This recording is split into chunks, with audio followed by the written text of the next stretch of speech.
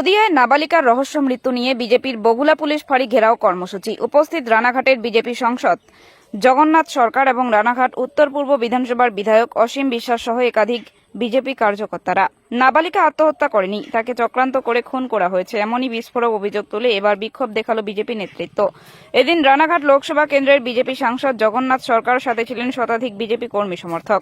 উল্লেখ্য, গতকাল নদিয়ার হাঁসখালী থানার বগুলা সংলগ্ন রেল লাইনের ধার থেকে অর্ধনগ্ন এক নাবালিকার দেহ উদ্ধার হয়। রেল পুলিশ এবং নদিয়ার রানাঘাট পুলিশ জেলার তরফে জানানো হয় ওই নাবালিকা নিজে থেকেই আত্মহত্যা করেছে। যদিও বিষয়টি মানতে নারাজ পরিবার। তাদের দাবি, মা বাবা হারা 17 বছর বয়সী কিশোরী দিদির কাছেই মানুষ। গত পরশুদিন বান্ধবীর বাড়ি যাবে বলে বাড়ি থেকে বেরিয়েছিল। রাতে যখন ফোনে যোগাযোগ হয় সে জানিয়েছিল কারণবশত বাড়িতে ফিরতে পারবে না, অর্থাৎ বান্ধবীর বাড়িতে তাকে রাত্রি বাস করতে হবে। পরিবার নিশ্চিন্তে ছিলেন, কিন্তু বৃহস্পতিবার সকালে ফোন করতেই ফোনটি ধরে পুলিশ। আর সেখানেই পরিবারকে জানানো হয় তাদের মেয়ে আত্মহত্যা করেছে। খবর পেয়ে ছুটে আসে পরিবার।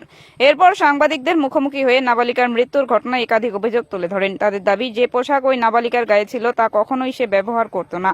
সে কোথা থেকে পেল এই ধরনের পোশাক? তাদের সেখানেই সন্দেহ তাদের মেয়েকে খুন করা হয়েছে। ঘটনা প্রসঙ্গে আসতেই বিজেপির তরফ থেকে শুরু হয় প্রতিবাদ। শুক্রবার দুপুরে নদিয়ার বগুলা পুলিশ ফাঁড়ির সামনে অবস্থান বিক্ষোভে বসে বিজেপি। উপস্থিত ছিলেন বিজেপি সাংসদ সহ কর্মী সমর্থকেরা।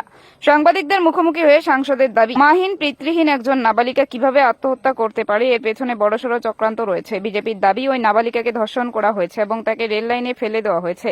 যদিও গতকালই নাবালিকার মৃত্যুর কারণ নিয়ে সবটাই জানিয়ে দিয়েছিলেন রানাঘাট পুলিশ জেলা। যদিও ময়নাতদন্তের রিপোর্ট এখনো পর্যন্ত সামনে আসেনি পুলিশের হাতে। রিপোর্ট আসলে তবেই মৃত্যুর ঘটনার উদ্ঘাটন হওয়া সম্ভব।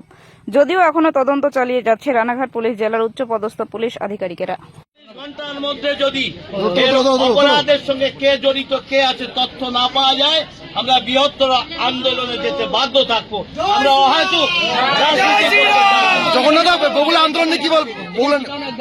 এখানে একটা মেয়ে কিভাবে তাকে, আমার তো মনে হচ্ছে তার তথ্য দেখে মেরে ফেলা হয়েছে। এবং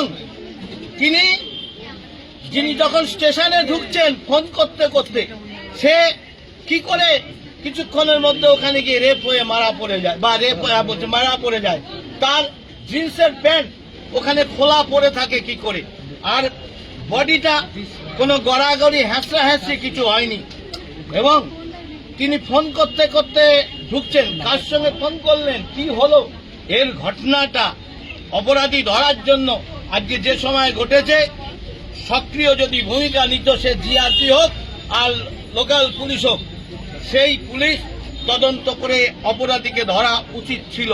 তাই এটাকে স্বাভাবিক আত্মহত্যা বলে চালানোর যে প্রবণতা, বিরোধী দলের নেতাদের মারার পরেও একই দেখা যাচ্ছে, ধর্ষণ হয়ে মরার পরও, ডাক্তার কর্মক্ষেত্রে মরার পরও একই প্রচেষ্টা হচ্ছে।